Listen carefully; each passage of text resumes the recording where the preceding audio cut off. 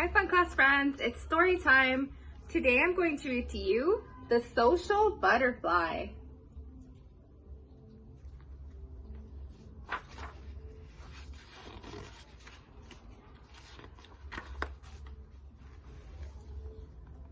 Charlotte loved being with her friends.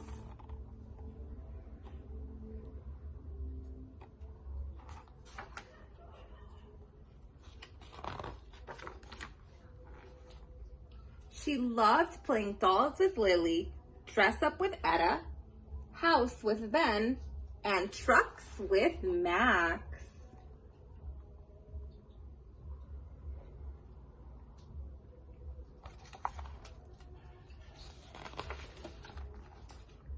And Charlotte was quite good at making new friends too. She made friends at the store, at the library, and at school.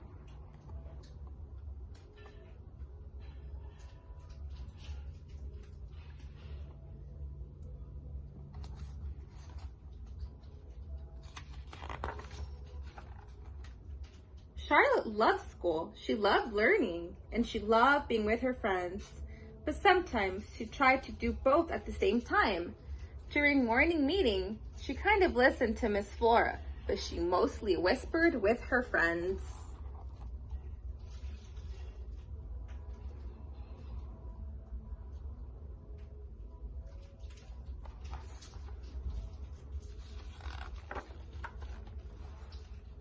At reading time, Charlotte finished her book. She wanted to talk with Etta, but when she was talking, Etta couldn't read. Then it was math time. Charlotte was one of the first to finish the worksheet. She wanted to sing with Max, but when she was singing, Max couldn't focus on adding.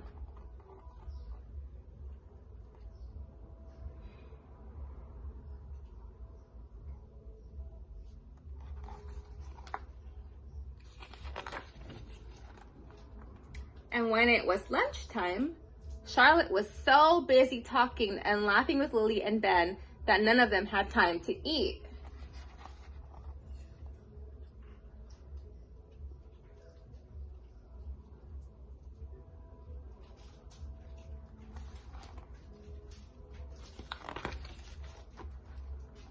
That meant all three of them were really hungry after recess.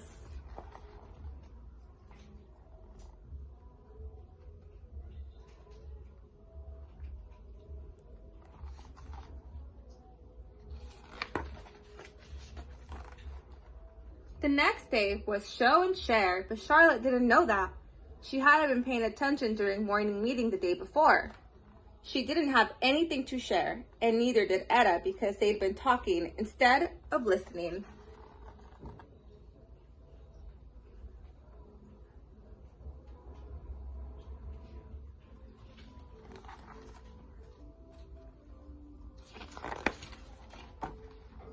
When Charlotte finished her book at reading time, she started talking to Etta.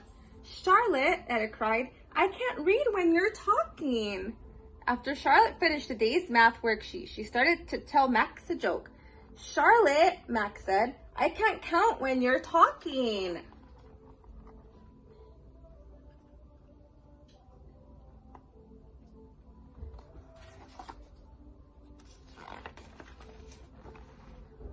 At lunchtime, Charlotte sat between Etta and Ben.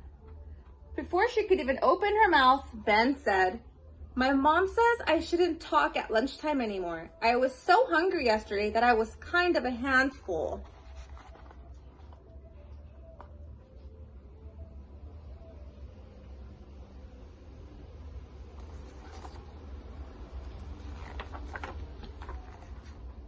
During recess, Charlotte talked to Miss Flora.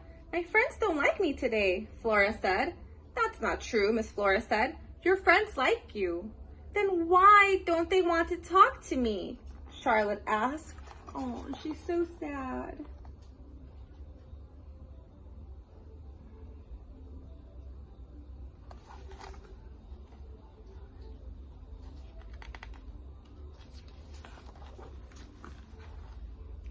"What's your favorite thing about school?" Miss Flora asked Charlotte. "That's easy, reading and math and being with my friends." Charlotte said. Your friends like those things too, Miss Flora said. But when someone's talking to them, they can't learn. I think I get it, Charlotte said.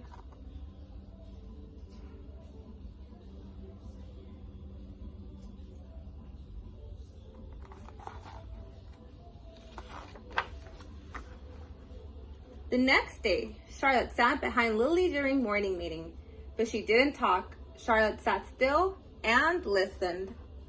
She sat next to Etta during reading time. Charlotte sat still and listened.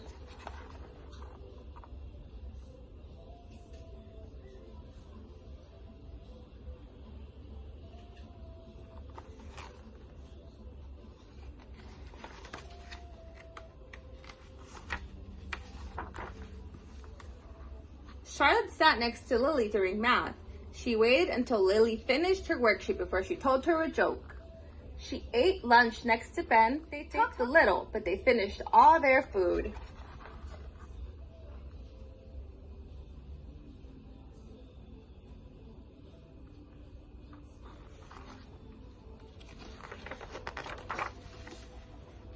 And when it was time to go outside, Charlotte was ready to run, talk, sing, and play.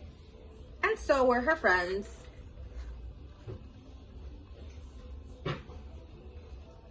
And that's the end. I hope you enjoyed the social butterfly. All right, fun class. Now I'm going to read to you a Curious George story. This one is called Curious George at the Aquarium.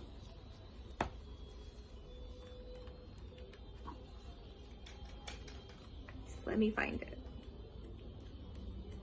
All right, Curious George at the Aquarium.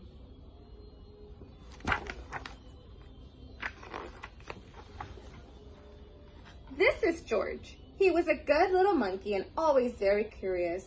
Today, George and the man with the yellow hat were visiting the aquarium.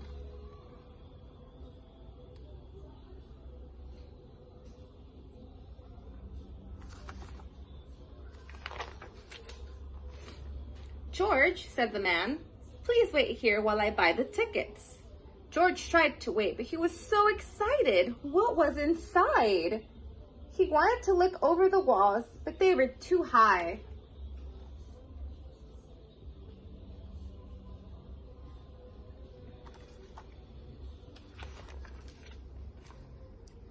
Just then, he heard a splash and a whoosh.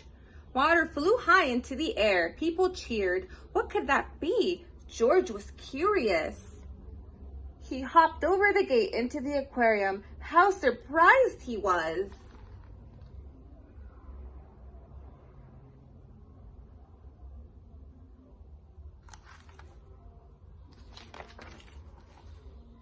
Swimming right in front of George were two beluga whales. The mother and the baby beluga whale swam right past him.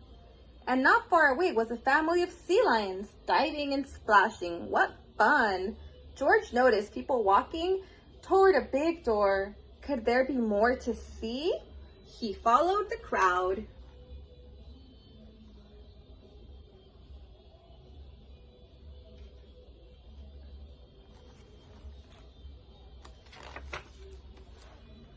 Now, where was he? It was darker inside and there were fish everywhere. George did not know where to look first. In one tank, there were sharp-toothed piranhas. In another tank, there were seahorses. And in another tank, there was a large red octopus.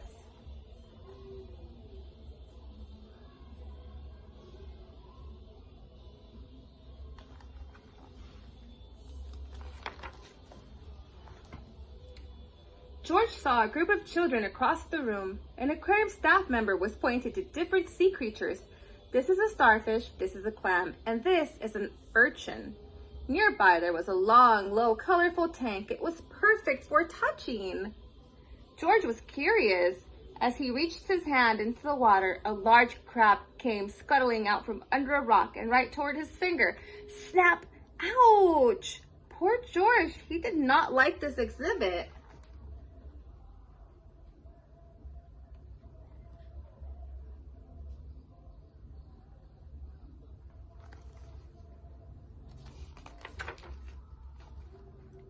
George slipped out a door into the sunlight, but oh, what was going on here? George saw fat, funny-looking black and white fish flying under the water. As he watched, they flew up out of the water. What kind of fish is that, and where did they go? George wondered. George climbed up and into their exhibit.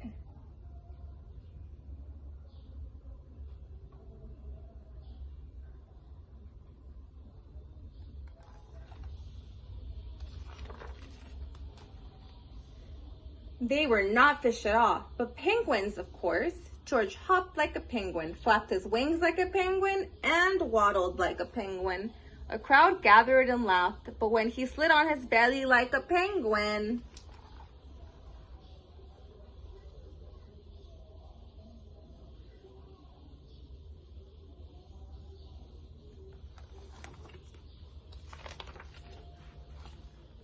the aquarium staff stopped by to check on the penguins. A monkey in the penguin exhibit? George opened the door to escape, but instead, all the penguins ran out. Penguins, penguins everywhere.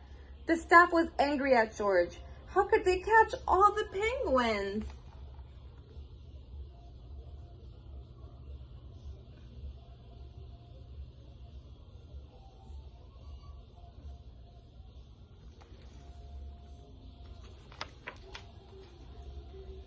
In all the excitement, nobody noticed the penguin chick falling into the water. No one but George. The baby penguin hadn't learned to swim yet. As only a monkey can, George scaled the rope hanging over the beluga tank and swung over the water, saving the chick.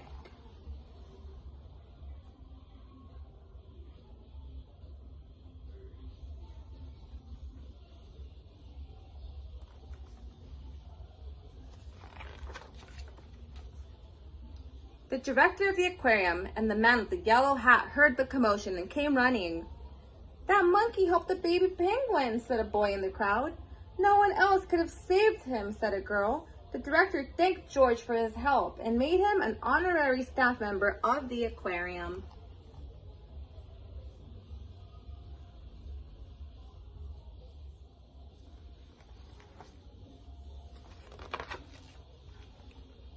George said goodbye to his new penguin friends. He could not wait to come back to the aquarium and visit them again.